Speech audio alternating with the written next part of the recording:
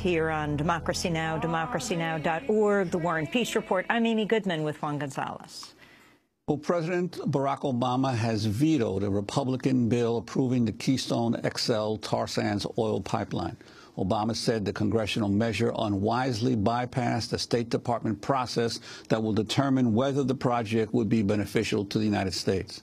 White House Press Secretary Josh Earnest said the veto should not be interpreted as the administration's opposition to the actual pipeline.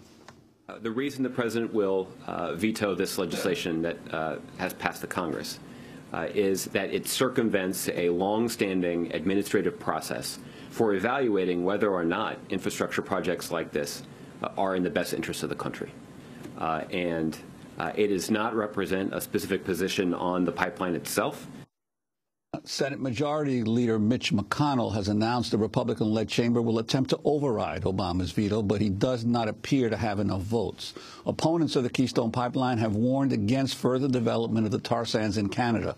In 2011, NASA climate scientist James Hansen said Obama's approval of the pipeline would be, quote, game over for the Earth's climate. May Bove, executive director of 350.org, said Tuesday, quote, after 4 years of rallies, marches, sit-ins, and civil disobedience, we're thrilled to see President Obama take an important first step by vetoing this love letter to big oil. Now it's time for the president to show he's serious about his climate legacy by moving on to step 2, rejecting this pipeline once and for all. The debate over Keystone comes at a time when much of the country is experiencing extreme weather, from record cold from Alabama to Maine to historic droughts in California and other parts of the West. Joining us now in Washington, D.C. is Kurt Davies, Executive Director of the Climate Investigation Center, formerly with Greenpeace. Davies was in the news this week after he obtained documents that revealed one of the nation's most prominent scientists involved in denying climate change has failed to disclose his extensive funding from the fossil fuel industry. We'll talk about that in a moment. But first, to Keystone. Kurt Davies, your response to the veto, but the fact that it does not mean Keystone is over. Great to be here. Yeah, I mean, this fight is long from over, but the president clearly has enough information to just cancel this project. This bill that was sent to the president yesterday is a charade. It is, if anything, an indication of the power of the oil industry over this country.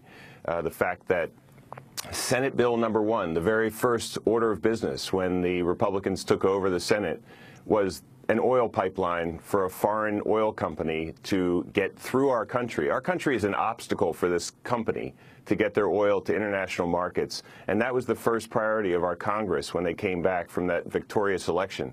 That's the first thing you need to realize. So the president needs to cancel the project. They're going through the bureaucratic process of letting the State Department, review it and everything, but we need to stop listening to the oil companies and do what's right for this country and what's right for the climate. The pipeline is an accelerant for climate change. If the president is consistent with his climate pledge, he will not approve this pipeline. And Kurt, about this State Department study, we're talking about what's been going on about 6 years now. I mean, an environmental impact. Why do they say it's taken so long? They're not very good at it. Basically, they're not used to doing environmental impact statements. They've blown it a couple times and had to redo it.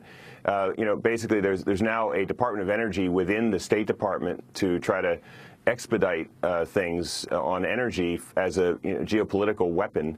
But the real matter here is that we don't need this. It basically makes the Keystone makes the tar sands oil more available to markets. It absolutely is a bad thing for the climate. And if the EPA weighs in and does the right thing and says this will increase greenhouse gas emissions, the president said several years ago, if it does that, we shouldn't approve the pipeline. And it clearly does increase global warming.